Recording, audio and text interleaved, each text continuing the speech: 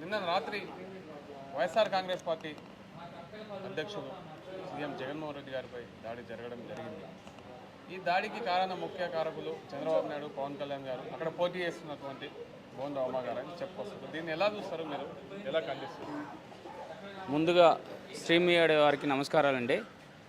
మీరు అడిగిన క్వశ్చన్కి 100కి 100% ఒక గోండా అయినటువంటి బోండా ఉమా, అదేవిధంగా వాళ్ళ అధ్యక్షులు నారా లోకేష్, చంద్రబాబు నాయుడు, వారి చెంచాగాళ్ళందరూ కలిసి జగన్మోహన్ రెడ్డి గారి ప్రచారాన్ని ఓర్చుకోలేక, ఆ జనసంచారాన్ని ఓర్చుకోలేక ఇలా దాడులు పాల్పడుతున్నారు. అది చాలా తప్పు. ఎలక్షన్ కమిషన్ వారి దృష్టికి కూడా వెళ్ళింది. ఖచ్చితంగా వీటి మీద తగు చర్యలు ఉంటాయి. దమ్ముంటే ఎదుర్కోవాలి తప్ప ఈ రకంగా భౌతికంగా దాడులు పాల్పడటం చాలా తప్పు.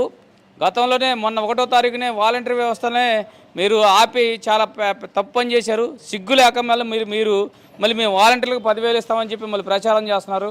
మరి ఇదే విధంగా నిన్న గుంటూరు జిల్లా నుండి ఎన్టీఆర్ జిల్లాకి వెళ్ళిన తర్వాత సింగినగర్ డాబాకోట్ల సెంటర్కి వెళ్ళేటప్పటికి అక్కడ కరెంటు తీసి అంత ఆ క్యాట్ బాల్తో మరి రాయి పెట్టి కొట్టారు జగన్మోహన్ రెడ్డి గారు, సీఎం గారిని. అదే ప్లేస్లో అక్కడ అదే బుల్లెట్ ఏదైనా తగిలితే ఇంకేమైనా ఉందా? రాష్ట్రం అంతా ఏం కావాలి? అల్లకొల్లం ఓటాకి అంటే నువ్వు ఓర్చుకోలేక, నువ్వు గెలవలేక, చేతకాని దద్దమ్మలాగా నువ్వు చేసే పనులు ఇవి. చంద్రబాబు నాయుడు నీ కొడుకు మళ్ళీ లోకేష్ మంగళగిరిలో మంగళగిరి హద్దులు కూడా తెలియదు. గత ఎలక్షన్లో ప్రచారం చేస్తూ పొన్నూరు నియోజకవర్గంలోకి వెళ్ళాడు. మళ్ళీ ఈరోజు వాళ్ళ సోషల్ మీడియా టీములు పెట్టుకొని భౌతికంగా దాడి చేపట్టకి ఓర్చుకోలేక గెలవలేరని వాళ్ళకి తెలిసిపోయింది, ఇక గెలవరని అని తెలిసి కూడా ఈ రకంగా దాడులు పాల్పడటం మేము ఖండిస్తున్నాం. ఖచ్చితంగా గుర్తుపెట్టుకో, జగన్మోహన్ రెడ్డి గారు అనే వ్యక్తి ఈ దెబ్బతో ఇంకా గ్రాఫ్ పెరిగిద్ది తప్ప. నిన్న ఒక ట్విట్టర్ పెట్టారు వాళ్ళ నాయన, ఇది మనం ఖండించాలి, ఇది తప్పని చెప్పేసి ఆయన ఒక ట్విట్టర్ చేస్తే కొద్దిసేపటికి వాళ్ళ కొడుకు తాడేపల్లి ప్యాలెస్ నుంచి వచ్చిందా రాయని అంటున్నాడు. రేపు నీకు కూడా తాడేపల్లి ప్యాలెస్ నుంచి వచ్చిద్దో లేకపోతే హైదరాబాద్ నుంచి వచ్చిద్దో నీకు త్వరలోనే చూపిస్తాం, ఓటు ద్వారా మీకు చూపిస్తామని చెప్పేసి మీకు తెలియజేసుకుంటున్నాం.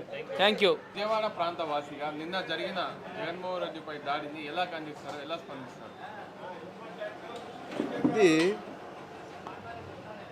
శత్రువులు మేము ఎట్లా ఓడిపోతున్నాం జగన్మోహన్ రెడ్డి గారి చేతుల్లో ఓటమిని అంగీకరించినట్టే వాళ్ళు. ఈ దాడి వెనక ఉండే వ్యవహారం వాళ్ళు ఏమన్నా మేము గెలుస్తామన్న ధీమా కొద్దిగా ఉన్నా దాడులు చేయరు. ఎట్లా మేము ఓడిపోతున్నాం జగన్మోహన్ రెడ్డి మీద, గవర్నమెంట్ జగన్మోహన్ రెడ్డిదే వస్తుంది. ఈ సెంట్రల్ నియోజకవర్గంలో కూడా వైఎస్ఆర్ పార్టీ గెలుపు.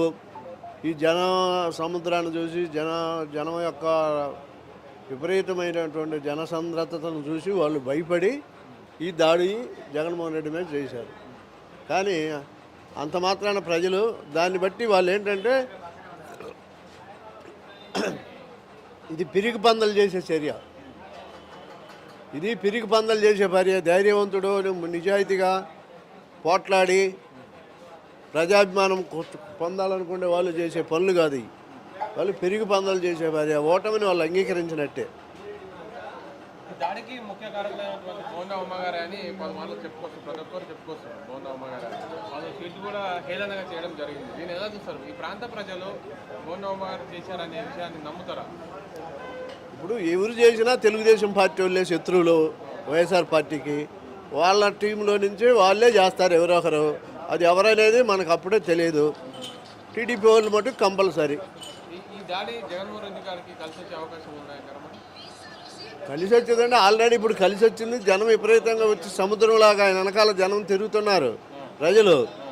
ఇప్పటికే ఫుల్ మెజార్టీలో ఫుల్ బలం మీద జగన్మోహన్ రెడ్డి ప్రచారం మొదలుపెట్టారు. వాళ్ళకి ఇన్ని రోజులైనా కూడా ఏ రోజు కూడా లక్షల మంది జనం తగ్గలేదు. అది చూసి వాళ్ళు బెంబేలు ఎత్తిపోయి కంగారు పడిపోతా ఏం తోసక నిస్టేస్లై పిరికి పందలు చేసే పని చేశారు. నా పేరు చెరుకు రమేష్. సీఎం జగన్మోహన్ రెడ్డి గారికి నిన్న దాడి జరిగింది, తెలుసనా? దీన్ని ఎలా ఖండిస్తారు? మరి నిజంగా రాత్రి సీఎం హోదాలో ఉన్నటువంటి జగన్మోహన్ రెడ్డి గారి మీద జరిగినటువంటి ఈ సంఘటన నిజంగా బడుగు బలహీన వర్గాలందరూ కూడా చాలామంది బాధపడుతున్నారు. ప్రత్యేకించి ఈ రాష్ట్రంలో ఉన్నటువంటి ఎస్సీ ఎస్టీ బీసీ మైనార్టీలు అందరూ కూడా చాలా బాధ వ్యక్తం చేస్తున్నారు. అది నిజంగా చాలా దుశ్చర్య, దుర్మార్గపు చర్య. ఇక్కడ లోకల్గా ఉన్నటువంటి ప్రతిపక్ష పార్టీలు అందరూ కలిసి జగన్మోహన్ రెడ్డి గారి మీద ఈ విధమైనటువంటి నీచమైన రాజకీయాలకి పాల్పడటం అనేటువంటిది చాలా హేయమైన చర్య. మీరు ఏదైనా చేయాలనుకుంటే జనాల్లోకి వెళ్ళి జనాల యొక్క సానుభూతిని సంపాదించుకోవాలి. కానీ జగన్మోహన్ రెడ్డి గారికి సంబంధించినటువంటి వరకు బడుగు బలహీన వర్గాల్లో ఉన్నటువంటి అభిమానాన్ని మీరు ఎన్ని ప్రయత్నాలు చేసినా కూడా తీసివేయలేరు. ఆయన పట్ల ఎస్సీ ఎస్టీ బీసీ మైనార్టీలకు ఉన్నటువంటి అభిమానం, ఆప్యాయత ఎవ్వరూ తీసివేయలేంది. ఈ విధమైన దుశ్చర్యలు చేయడం వల్ల మీరు ఇంకా ప్రజల్లో నీచమైనటువంటి వ్యక్తులుగానే మిగిలిపోతారు. చరిత్రలో మిమ్మల్ని మరోసారి ఓడించడానికి ప్రతి ఒక్క ఎస్సీ ఎస్టీ బీసీ మైనార్టీ వర్గాలన్నీ కూడా సిద్ధంగా ఉన్నాయి. ఈ ఓటమిని మీరు ఖచ్చితంగా చవిచూస్తారు. చరిత్రలో ఎన్నడూ లేని విధంగా 175కి 175 వచ్చే విధంగా ఈసారి మళ్ళీ జగన్మోహన్ రెడ్డి గారు ముఖ్యమంత్రిగా ప్రమాణ స్వీకారం చేయబోతున్నారు. అది మీ అందరూ చూడాలి. చూసి ఈ రాష్ట్రంలో మీరు చేసిన లోపాలు, మీరు చేసినటువంటి ఈ నీచమైన కుల రాజకీయాలు, చెత్త రాజకీయాలు అన్నీ కూడా కూకటి వేళతో పెకిలించి నిజమైనటువంటి ప్రజాస్వామ్యాన్ని స్థాపిస్తారు. వైఎస్ జగన్మోహన్ రెడ్డి గారిని మేము అందరం నమ్మాము. ఆయనకే మేము అండగా ఉంటాం. ఆయన మాకు చేసినటువంటి ప్రతి దాన్ని మేము గుర్తుపెట్టుకున్నాం. ఆయన చేసిన ప్రతి సంక్షేమం ప్రతి ఒక్క పేద ఇంటికి కూడా వెళ్ళింది. కాబట్టి పేదలందరూ ఆయన వెనకాల ఉన్నారు. మీరు ఎన్ని జిమ్మిక్కులు చేసినా, ఎన్ని కుయుక్తులు చేసినా సరే చివరికి గెలిచేది జగన్మోహన్ రెడ్డి గారు. ఆయన అంత జరిగినా కూడా చిరునవ్వుతో పాదయాత్ర కొనసాగించుకుంటూ ముందుకు వెళ్ళారే కానీ ఎవరిని విమర్శించలేదు, ఎవరిని ఖండించలేదు. ఆయనకి తెలుసు ప్రజల్లో నాకంటూ ఒక ఆదరణ ఉంది. వీళ్ళు ఎన్ని కుయుక్తులు చేసినా రేపొద్దున నేనే సీఎం అవుతాననే నమ్మకం ఆయనలో ఉంది. ఆయన సీఎంగా చేస్తామనే నమ్మకం మాకుంది. మా ఓటుతోనే మీ అందరికీ బుద్ధి చెప్తాం. త్వరలో రేపు జరగబోయే ఎలక్షన్లో వైఎస్ జగన్మోహన్ రెడ్డి గారు అత్యధికమైన మెజారిటీతో 175కి 175 ఖచ్చితంగా సీట్లు సంపాదించుకొని ఒక సీఎం హోదాలో మళ్ళీ పరిపాలించడానికి రెడీగా ఉన్నారు. ఖబర్దారు ఇలాంటి కుటిల రాజకీయాలు, కుటిల ప్రయత్నాలు చేసిన మీ అందరికీ ఖచ్చితంగా బుద్ధి చెప్పి తీరుతాం. నిన్న వైఎస్ఆర్ కాంగ్రెస్ పార్టీ వ్యవస్థాపక అధ్యక్షులు సీఎం జగన్మోహన్ రెడ్డి గారిపై దాడి జరగడం జరిగింది. అందులో భాగంగా పక్కన ఉన్నటువంటి వెల్లంపల్లి శ్రీనివాస్ మాజీ మంత్రివర్యులు సెంట్రల్ అభ్యర్థి వారికి కూడా గాయాలవ్వడం జరిగింది. విజయవాడ ప్రాంతవాసిగా దీన్ని ఎలా చూస్తారు, ఎలా స్పందిస్తారు? రానున్న రోజుల్లో ఇలాంటి దాడులకు మీరు ఎలా మాట్లాడారు? దీన్ని రాజకీయాల్లో ఒక పిరికిబంద చర్య అనాలి. ఎందుకంటే రాజకీయాల్లో భౌతిక దాడులను ఎవరు కూడా ఈరోజు యాక్సెప్ట్ చేసే పరిస్థితి లేదు. ఇదే భౌతిక దాడులు చేయాలి అని కనుక అనుకుంటే జగన్మోహన్ రెడ్డి ఈ 5 సంవత్సరాల్లో ప్రతిపక్ష నాయకుడు ఒక్కరు కూడా రోడ్డు మీద తిరిగే పరిస్థితి ఉండేది కాదు. రాత్రి ఇక్కడ జరిగిన సంఘటనకు మేమందరం కూడా ప్రత్యక్ష సాక్షులం. జగన్మోహన్ రెడ్డి గారికి మా మద్దతు ప్రకటించడానికి మేమందరం ఆయనతో పాటు నడుస్తూ ఉంటే అగంతకులు చీకట్లోంచి రాయితో దాడి చేసి పిరికి పందలాగా దాడి చేసి పారిపోయారు. అది కాదు, రాజకీయాల్లో ఎదుర్కోవాలంటే ఏదైనా చేయాలనుకుంటే ధైర్యంగా రండి, ముందుకు రండి.